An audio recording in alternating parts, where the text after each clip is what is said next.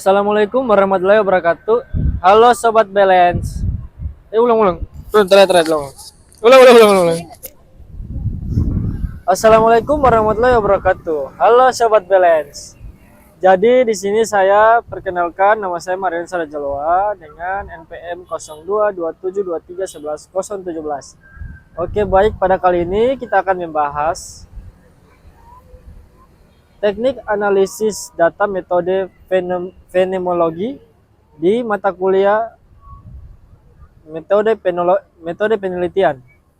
Oke, baik, kita langsung bahas saja videonya, materinya. Langsung kita masukkan pertama, yaitu dalam dunia penelitian, memahami bagaimana seseorang mengalami suatu fenomena menjadi kunci untuk menggali makna yang lebih dalam. Data statistik memang penting, tetapi seringkali tidak cukup untuk menangkap perasaan, persepsi, dan pengalaman subjektif individu. Disinilah metode fenomenologi berperan sebagai pendekatan penelitian yang memungkinkan kita memahami pengalaman manusia secara lebih autentik dan mendalam.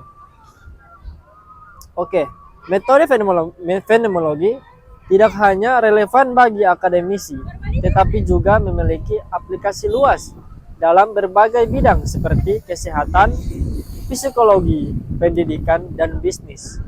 Misalnya, dalam dunia medis, memahami pengalaman pasien terhadap suatu penyakit dapat membantu dokter merancang pendekatan perawatan yang lebih efektif. Dalam dunia pendidikan, metode ini membantu guru memahami bagaimana siswa mengalami proses belajar sehingga dapat menciptakan strategi pengajaran yang lebih baik.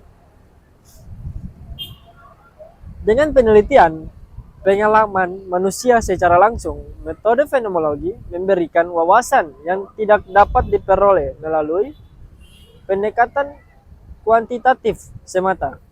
Oleh karena itu, data fenomenologi menjadi sangat penting bagi siapa saja yang ingin menggali makna di balik data dan memahami realistis sosial dari perspektif individu yang mengalaminya.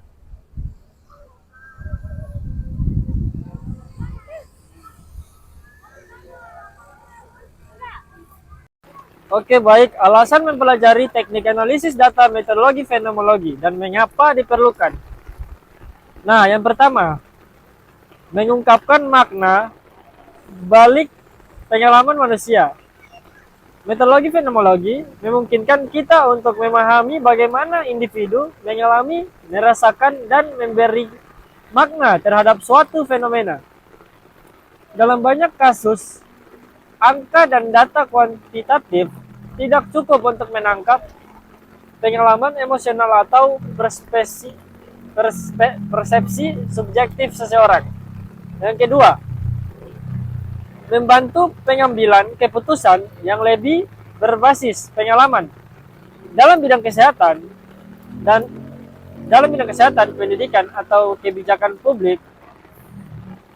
Memahami pengalaman individu dapat membantu merancang program yang lebih relevan dan efektif. Misalnya,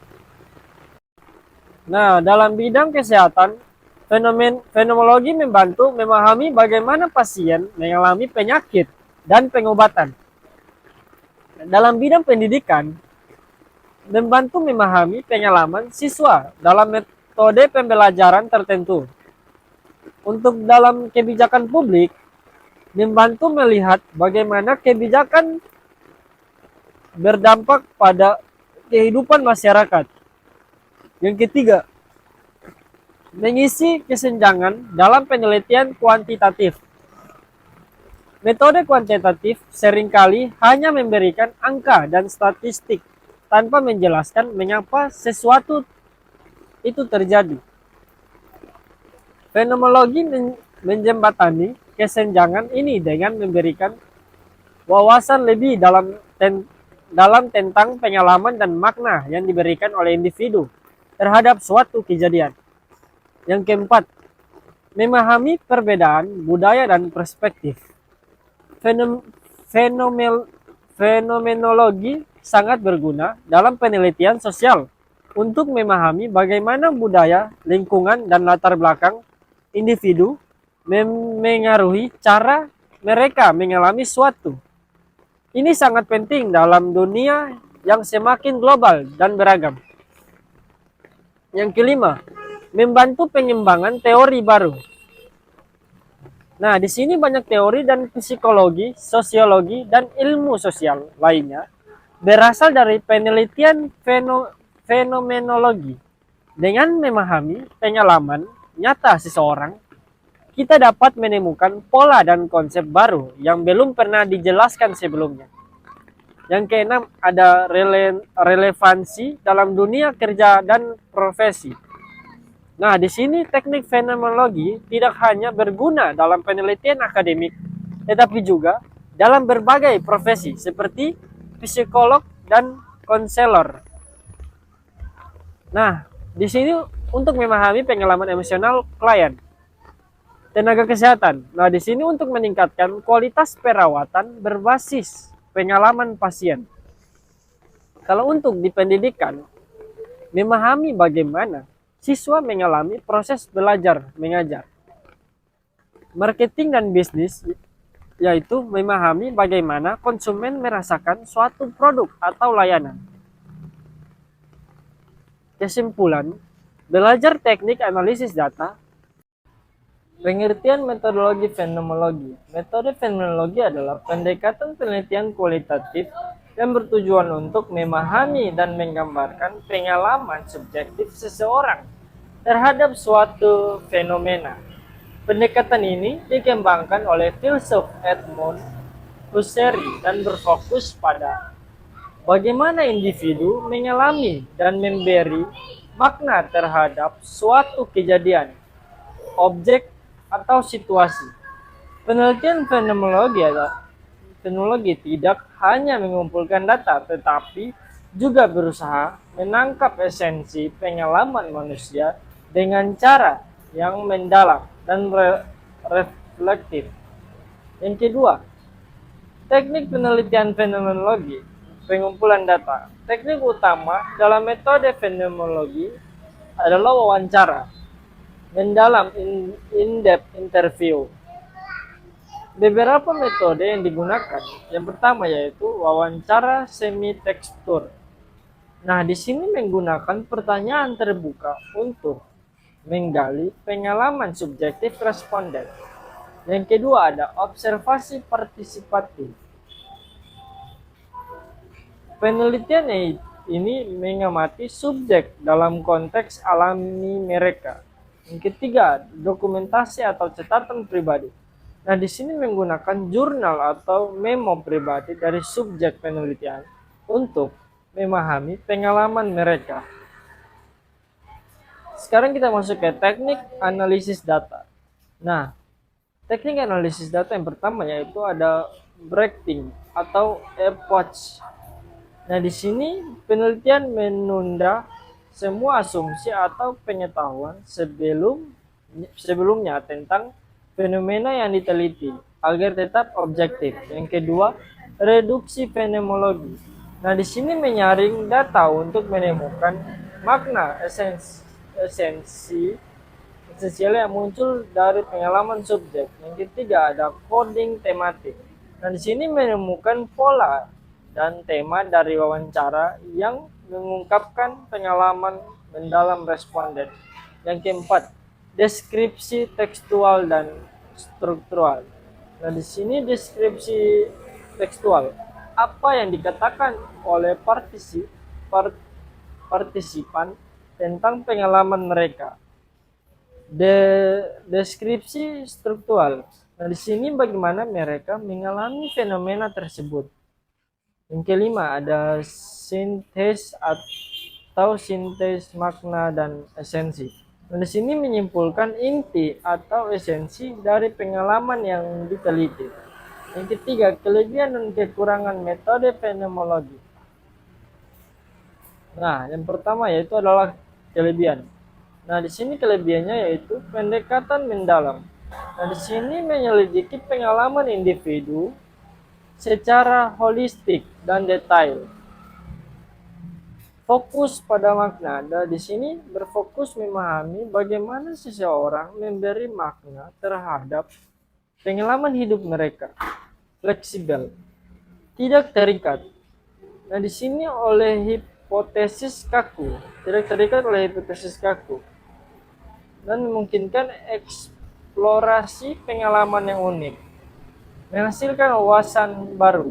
Nah, di sini berguna untuk penelitian di bidang psikologi, kesehatan sosial, dan humaniora. Sekarang kita masuk ke kekurangan. Subjektif tinggi. Nah, di sini data sangat bergantung pada interpretasi peneliti sehingga dapat bias, tidak dapat digenerasi. Dan di sini hasil penelitian hanya berlaku untuk kelompok kecil, bukan populasi luas.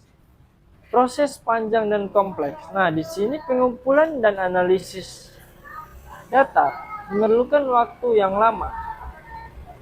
Kesulitan dalam analisis data. Nah, di sini kita masuk ke manfaat metode fenomenologi. Nah, di sini untuk meningkatkan pemahaman tentang pengalaman manusia berguna dalam bidang psikologi, pendidikan, kesehatan, dan sosial. Membantu pengembangan teori baru, dapat mengungkap perspektif yang belum pernah dijelaskan sebelumnya. Memperdalam wawasan. Dalam layanan kesehatan, membantu tenaga medis memahami perspektif pasien terkait penyakit atau perawatan mereka.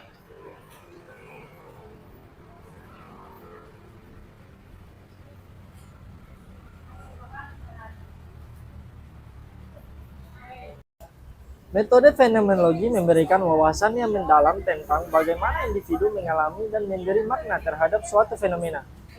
Dengan pendekatan ini, penelitian dapat menggali lebih dari sekedar data statistik dan memahami pengalaman subjektif secara lebih autentik. Melalui teknik analisis seperti Brechting, redukasi fenomenologi, kodik tematik, dan sintesis makna. Penelitian fenomenologi membantu mengungkapkan aspek-aspek tersembunyi dari pengalaman manusia yang sering kali terabaikan dalam pendekatan kuantitatif. Dalam berbagai bidang, mulai dari pendidikan, kesehatan, psikologi, hingga bisnis, metode ini dapat digunakan untuk memahami tantangan, persepsi, dan emosi individu, yang kemudian dapat dijadikan dasar dalam pengambilan keputusan yang lebih efektif dan berbasis pengalaman nyata. Dengan mempelajari dan menerapkan metode fenomenologi, kita tidak hanya memperoleh pemahaman yang lebih dalam tentang suatu fenomena, tetapi juga dapat memberikan solusi yang lebih manusiawi dan berempati dalam berbagai aspek kehidupan. Oke, terima kasih semuanya yang telah menyaksikan video saya yang part pertama dari metode penelitian. Cukup sekian dan terima kasih. Jangan lupa di like, komen, dan subscribe. Sampai jumpa lagi di video-video saya selanjutnya dan pembahasan-pembahasan saya selanjutnya di channel YouTube saya. Terima kasih. Assalamualaikum warahmatullahi wabarakatuh.